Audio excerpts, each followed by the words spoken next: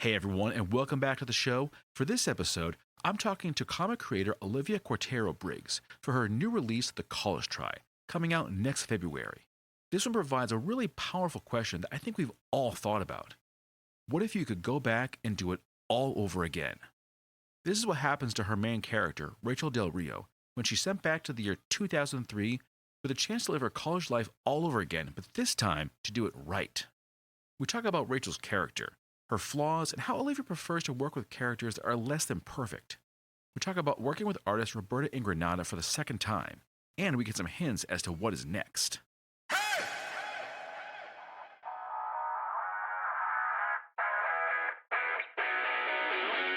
Welcome to Citywide Blackout with your hosts, Max Bowen and Curtis Hughes. With years of experience in journalism, music, and entertainment business, they put their knowledge to work, bringing you the best in-depth, fun, and sometimes outrageously bizarre interviews with authors, musicians, and many other creators from around the world. With the right amount of gusto and a few F-bombs thrown in for emphasis, you're sure to have a good time.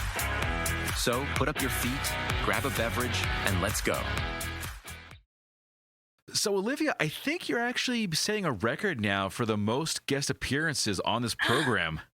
Really? You are definitely in the top 5 at this point, because I think this is your third time on this show. Yeah. Oh my gosh, that makes me so happy. All right, I'm finally becoming like a real deal member of this comic creating community. Exactly. That makes me really happy. I feel like I've made it now. Thank you.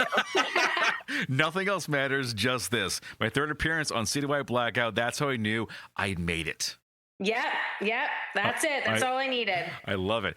And for this episode, we are talking about your soon-to-be-released comic, The College Try. This comes out in February. And everything you're going to hear, folks, you're going to be definitely pre-ordering before we finish up. So this comic, I felt, was a real change for you, because the last time we had you on the show was for Kill Train, Murder Box, short version. And before that, it was Jill and the Killers. So murder mystery. Also, a different kind of murder box. Exactly. So 2 murder boxes.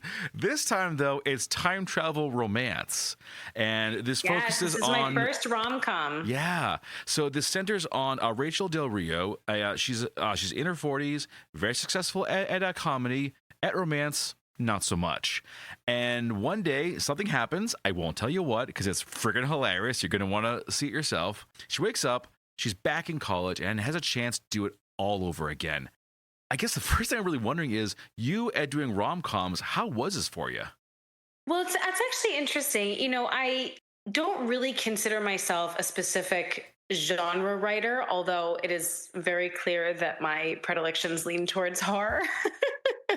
But you know, when you have an idea that won't leave you alone, it doesn't really matter what genre it's in. And I've gotten really lucky in that, you know, the folks over at Mad Cave, The College Try is being published by Maverick, which is Mad Cave's YA imprint. They really don't hold me to anything. They, you know, what a good idea is a good idea is a good idea. So more than anything, more than a genre writer, I guess I am a personal experience exploiter. So much of, you know, what I write like will come from a dream or an experience that I had, or like just, you know, something that I have fantasized about that I can't get out of my head. Those are usually where my ideas come from. And for The College Try specifically, it came out of a lot of regret and wishing that I had done some things differently when I was in college. And it's just another thing that I could not get out of my mind. And I thought, well, I have to turn this into something. And I was just lucky enough that, you know, I pitched it to the right people at the right time. And of course, I have the amazing Roberta Ingranata again. We're reunited after Jill and the Killers to bring it to life for me. So it was a joy. It's different though. And something that I did to myself that was really mean is that I made my protagonist, like you said, a really good comedian, which then means that I have to somehow write really good jokes not being a really good comedian. So I did my best. That's always like the scariest part for me. Like, are people going to think she's actually funny? Because she's supposed to be quite good. I, of course, think she's funny, but I've also been told that I have a strange sense of humor. I really love the humor, actually. I thought it was actually, good. Okay. yeah, I thought it was really, really good. Like the jokes that she tells, it's a very like kind of almost like biting humor, you know, like Yes. taking like the jabs. But yeah, I liked it. So maybe, you know, now that you're in New York, you can explore the comedy scene. This is the start of your new career. Oh God. Yeah. Right. Like I need another career. Right. I write comic books, I write film, I write TV. I have my first book is coming out with Scholastic in like summer of 2027, but I need another thing. One more thing. Just one more thing. Just one more. Exactly. What's the worst that could happen? So having done this, do you think that you will do another one? Do you think that like YA romance is a thing you want to keep on like dabbling in? Well, it's kind of endlessly popular. Yes. And especially queer rom-coms that seem it's not going anywhere, which makes me very happy because while I have always known that I was not particularly straight, I played that side of the fence for long enough that I was like, okay, well, I guess I can just hang here. But that's over now. And I am like officially full on batting for the other team. So it's funny that you asked that because I just had a meeting with my lovely editor over at Maverick, and she was saying that they need more romance over there. And I was like, can it be queer? And she's like, yeah. And I'm like, all right, cool. So yeah, I think I would definitely do a rom-com again. I do think. Again, being a horror fanatic that I am, I have been looking for an opportunity to blend horror and romance. A horror rom-com because everything that I write has to have levity in it. So it might lean in that direction. But yeah, romance is fun. I mean, it's got a predictability to it. We all know that. You know very early on who's meant to be with who, and you're just waiting to see how these two people get together. That's kind of the formula. But within that, you can have a lot of fun. And what I loved so much about the college try is that it's there's no gender boundaries in it. You know, Rachel del Rio sets out thinking that she's going to make things right with, you know, the boyfriend who dumped her in college. But as everyone knows reading it, she's looking in the complete wrong direction.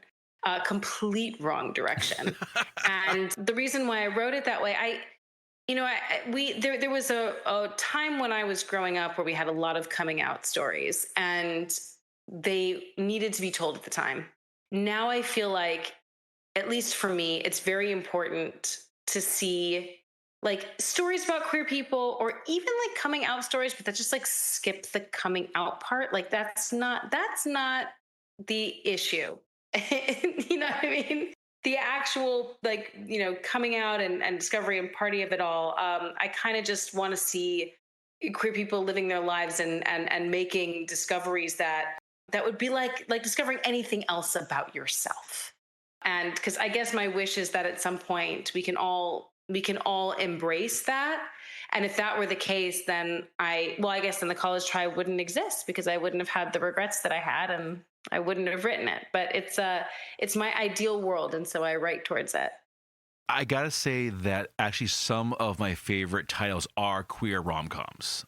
Most of them are on Webtoon, Love and Wicked Things. I think it's Love and Other Wicked Things.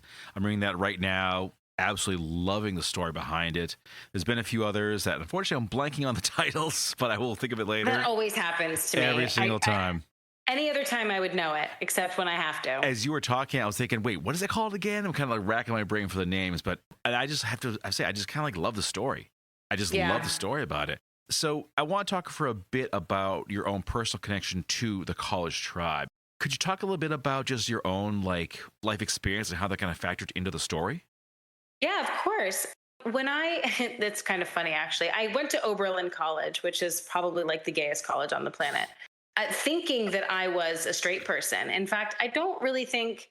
I mean, you know, I went to school in New York City, and you know, it was always kind of like a free for all, and there was like no judgment kind of thing, and like girls would kiss other girls at parties, but it was never something that I seriously considered. And then I went to college, and there was this chick that I just found mesmerizing, and even though I was I wasn't being very good, I suppose, because I was dating guys, but I kept winding up in this girl's bed, which was really funny because her roommate happened to be like my best friend from like not just high school, but like all growing up. It was just coincidence. So she caught us a few times, and we still laugh about that now because I would try and hide under the covers, but it didn't work. And so this happened like on and off with this chick almost through all 4 years of college. For whatever reason, I just could not. I definitely liked her, but I could not wrap my head around what it would be like to have a relationship with a woman at the time. And in my defense, I mean, this was the early aughts. It was a very, very different time. It very much felt like if you have to, you're either queer or you're not. Like you're either all the way gay or you're all the way straight. If you were bisexual, you were kind of laughed at. That was a joke or something that people did for attention. And, on the gay side, it looked really fun over there. And I grew up in the theater in New York City. So like that was very much my community. But I felt at the time that I would need to fundamentally change who I was in some way to accommodate this awesome chick in the way that I wanted to accommodate her. And I didn't know how to do that. Come to find out, you don't have to change anything about yourself at all. But at the time, I didn't know that. And I thought about this for years because I still, even like through my 20s and 30s, I was married for almost all of my 30s. It always kind of grated on me that I didn't take that chance. And it wasn't just specifically this one girl. It was women in general, because it was always an area of interest for me. But I put blinders on and I put false restrictions on myself.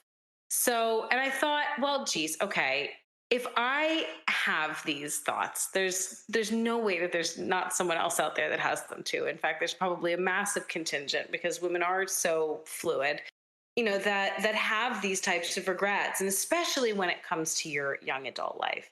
So I always regretted not going for it. And I thought, that it would be, I've always fantasized about being able to go back to college. She has since ended up with a fantastic person that she should absolutely be with. So of course it wouldn't have gone anywhere, but at least I would have done it. So that's really where the story came from, was my own, personal regret of not going for something that was right in front of me that could have been really fun, because I couldn't wrap my head around what it would be like to do this thing that it turns out is really not that big a deal at all. Wow. How was that to kind of write this very kind of really like a pivotal part of your life into the story? Because I know, like with like Kill Train, I don't think you've ever been in that situation. I hope.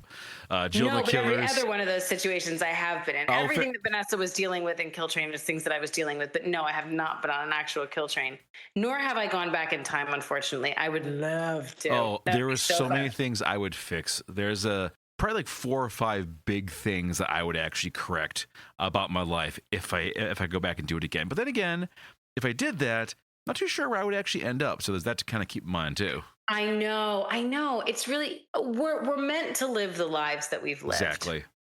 And if you do end up getting to go back in time, clearly you were meant to do that. But I think for most of us, we're meant to be right where we are. Yeah. Well, the actual process of crafting the story, it's definitely different than my experience, because, Rachel and Scout are best friends, which was not the case for me. And Rachel's a comedian, not the case for me. So whenever I'm writing about something personal, as long as you introduce enough elements into the story that are not me, then I find it easier to write the truth of the situation without feeling like I'm making myself uncomfortable or being too self-indulgent, which is the other pitfall. I feel like exposing too much, or just marinating in your own shit, thinking that it's interesting to everyone else.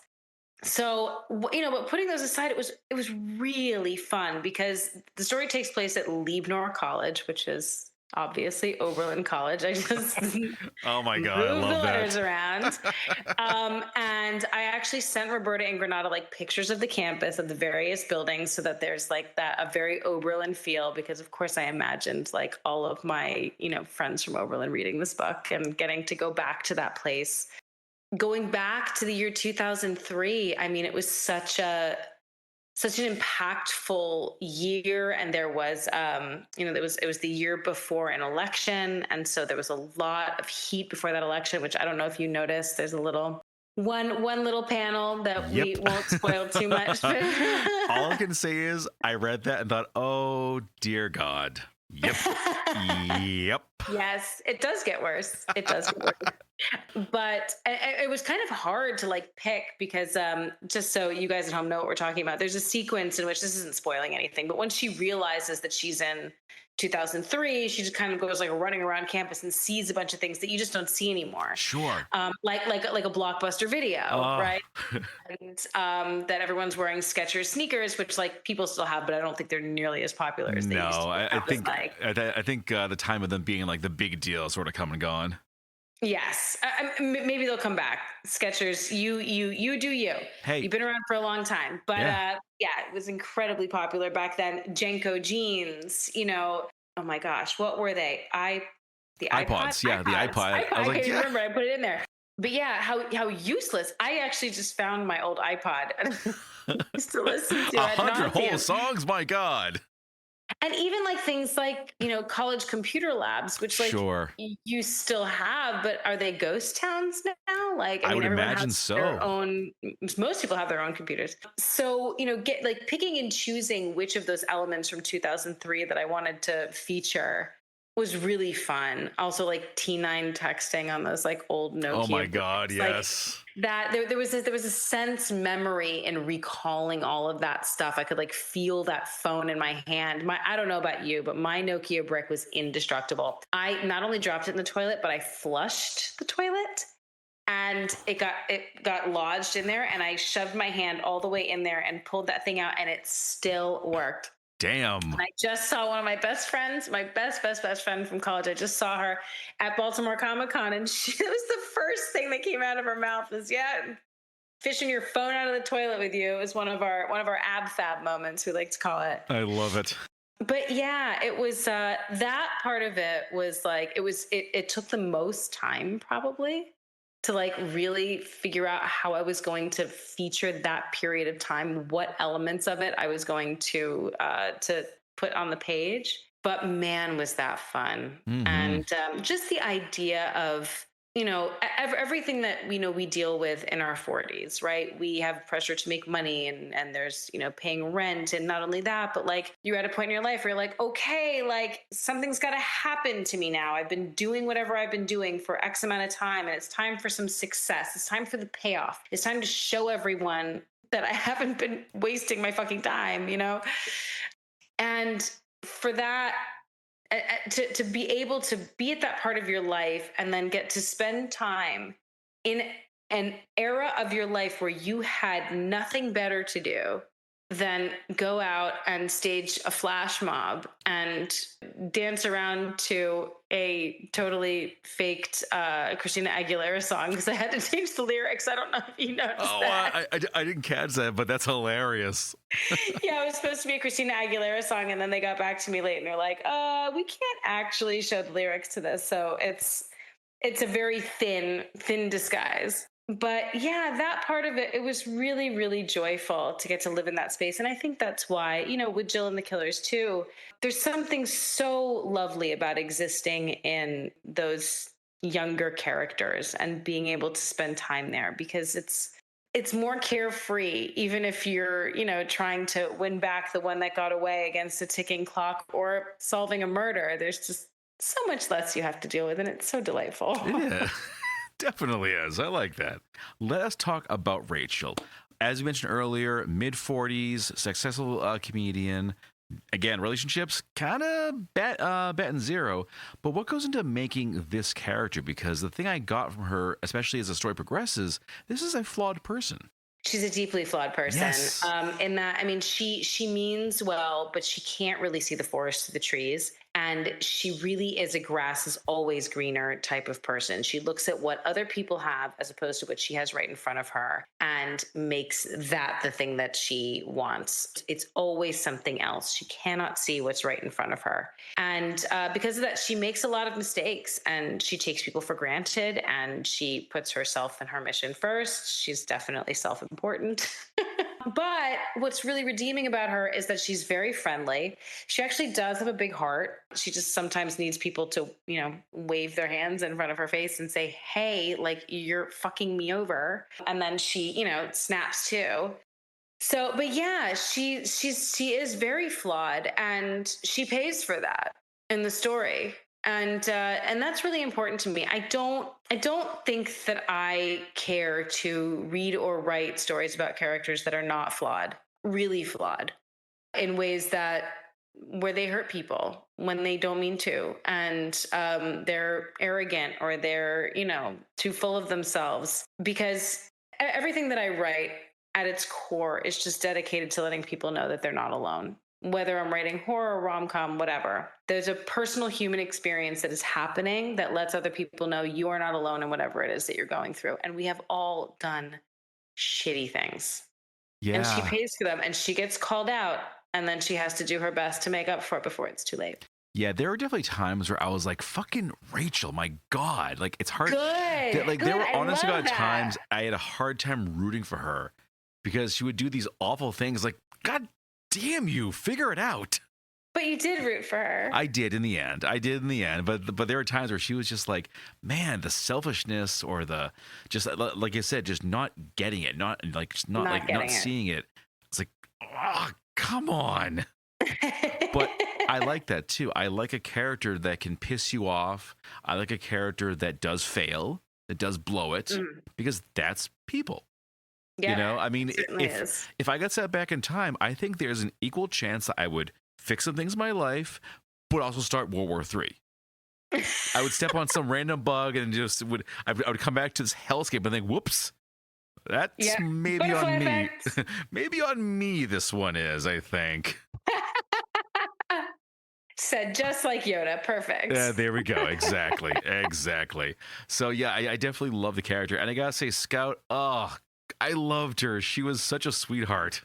Scout is great. I mean, I think my only regret with the comic is just, the page restriction. I wanted to give her like this really awesome intro, like in the present day story where like you think she's like in a car chase, and then you realize that like that's like her cinematography gig and she's shooting a car commercial. I wanted to have, just more scenes of her, but it really ended up being kind of a single protagonist story because of the restrictions on the page count. But I will say that my reps would really love to see this as a feature, and they're pushing me to write the feature script. And that would be the biggest change, would be that Scout's role would be expanded, because I agree with you. I really adore her. But even, the way that her character is structured right now, she doesn't really have room for a flaw.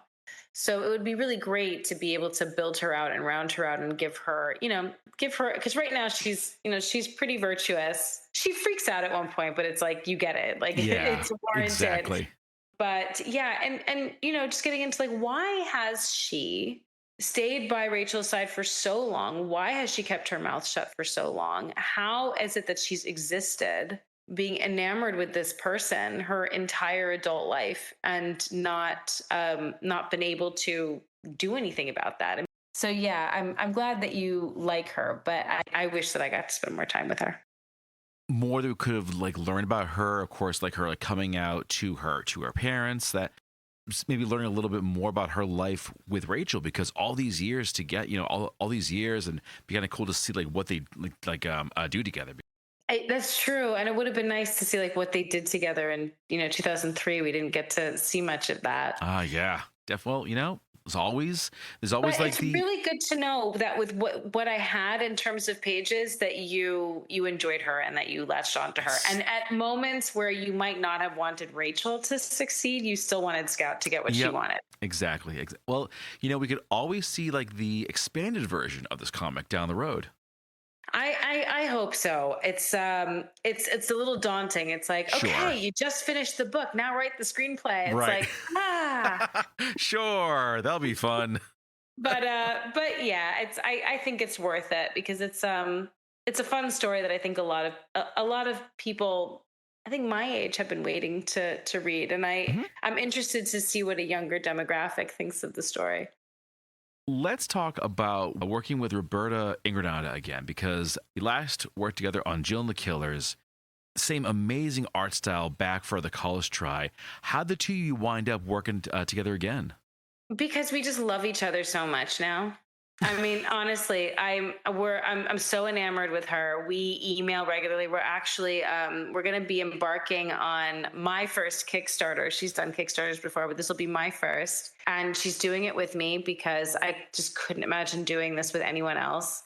She's the easiest person to work with, and what she does is so phenomenal. The life in these characters that she brings, and these reactions and these expressions, and also the way that she takes notes, it's such a blissful way to work, and she gets it, and she doesn't give herself enough credit. I feel like she's, every once in a while, oh well, like I have to do the translation because she's Italian. I never feel like there's a language gap. There was only, I think, the one funny thing that I told you about that happened in Jill and the Killers, where you had convenience store, bar and grill. But I loved it. I was like, that would totally exist in Arizona somewhere. It's so weird. She's just a joy, and she has become my favorite person in comics. And I've never met her in person. She keeps trying to get me to come out to her house in Italy, and she'll like send me pictures. It's like beautiful little, I don't even know what to call it. It's like a cottagey villa type thing. Yeah, And yeah. like, come out anytime. And so I have to make that happen. Yes, definitely. But yeah, listen, she has a fantastic reputation in this business. She's one of the best, and the best revered, and it's for good reason. And I just feel so lucky that she happens to love working with me. I love it when you can have that kind of a team approach where like you could work with someone on something so like deep and intense as a book together and say, you know what, let's do this again. Yeah. I think that's, you have that work partner for life there. Yeah, I think so. I mean, I would bring her on to anything. And what's so wonderful is, when you really fall in love with an artist, and every editor in the world is like, oh yeah, of course. It's like, it's not even a question. And what's so great about her style is that it works for any genre. Mm-hmm. She's not genre specific. It's not that it's so cartoony that it can only work for kids, or that it's, so polished that it could only work for like Archie, or, whatever. And also what I was really excited about with this Kickstarter that we're going to do together is that she wants to try something a little new and different with it. And I was like, what is this going to be? So I'm really excited to see what happens with that. And I'm sure my fourth appearance, my record-breaking appearance with you, we'll talk about that Kickstarter, because it's really fun and exciting. It's actually an idea that some publishers have wanted, but I need to try the Kickstarter thing at least once. Mm-hmm. So I feel like I'm saving this one for me. Yay. All right. So we are a few months out from the official release of this story. What's going to happen for you? Are you hitting the conventions? Do you have like a plan in mind for that? Really just doing appearances like this, because I don't think there are any cons, right? I mean, I think the only one that happens between now and February would be LA Comic-Con, and nobody goes to that one. It's like a weird ghost town. Oh my God. And yeah, I'm not, now that I'm, in my little place in Brooklyn that I love so much, I don't think that I'll be heading out to LA this December. Fair enough. Yeah. So yeah, I think, the press tour is going to be, doing a lot of podcasts. I have got to get better about my social media presence. So, as I mentioned, I'm in the process of moving. So once I get everything set up, have my little studio, and Yes. I'm going to, be making a lot more content online, and, letting people know about what I'm doing in a more regular capacity, and answering questions. I've been engaging with a lot of the Winx fans because they have so many questions and they're so energetic. Yeah. But I need to get better about, pushing my own books, and, talking about my creator-owned stuff too. So yeah, that's the plan for right now. And, I'll talk to the folks at Maverick. They have a whole team dedicated to getting this book out there, about, what kind of appearances we'll do. I hope to do lots of signings, and especially like gay bookstores and gay functions all around the city. I mean, how much fun. Yeah, I'm really happy that I finally have my big gay book out there, and I'm excited to see what happens with it. That's so cool. That's so cool. I want to pick your brain a bit for some advice, because I'm sure that there are a lot of listeners out there right now who have their idea for a book or a comic, what have you. What's your advice, though, for kind of just taking that first step and just beginning to get this thing out there into the world? There's so many ways to get things out there right now. Something that has really, really taken off in a way that's actually quite important are zines. And there are bookstores that sell zines. And if you don't know a zine, it's basically like a self-made, it's just a self-made publication. Mm-hmm. And a zine can be anything. It can just be like one folded page that you just like open and close, like a greeting card, or it can be several pages, and you can publish it however. You can print it out on your printer and staple it together, or you can, get it printed somewhere. And there are zine fests, and you can leave them on street corners. And what the reason why they're becoming so popular right now is because everything online is we don't know what to trust anymore as far as our news and where things are coming from. Is this coming from a person? Is this coming from a bot? Is this vetted? Is this opinion? What is this? A zine is something that you can hold and comes from an artist. And I think that people are gravitating to it because it's something that feels real, that you can trust, whether it's opinion or whatever it is. At least we know that this is coming from a person, and this person is representing themselves in something physical, which is paper. Zines are incredibly popular. So if you have an idea that would lend itself to a zine or a self-publication, that is certainly one way to go. If you want to do the traditional comic book route, the best thing that I ever did was just, linking up with other writers and other creators, because they will bring you on. So if you want, and I just did this with the Winx book that I'm writing. So we're working on volume 3 of Fate the Winx Saga right now. And for this book, there was this delightful young man who came to one of my signings, and he had a lot of questions about, like, how do I get into the business? So I gave him my information, and he actually hit me up. I do this all the time. I tell people, listen, find me on Instagram. I always check my messages. If you have questions, I will answer them, because I educate as well. I'm a teacher. I will tell you, I will give you advice, but you got to hit me up. So few people actually do. And he followed up, and we had a few conversations, and I could see that he was really, really passionate. And so I said, okay, well, why don't you come on as my co-writer for the third, Fate the Winx Saga book? So I can kind of teach you what this whole thing is about.